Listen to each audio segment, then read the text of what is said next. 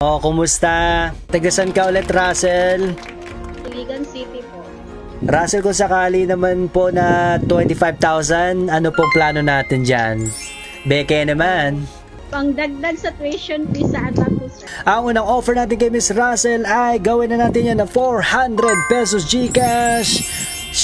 Carpool o Shapol? Shapol po. Shapol. Shapol. Shapol. Ang galing naman ni Rain. Guys, palakpakan naman natin si Rain. Okay, gawin na natin yan na 1,500 pesos GCash para kay Rain. Umuulan ng blessing. 1,500. Rain, anong sagot mo, Rain? Carpool o Shapol? Shapol. Shapol.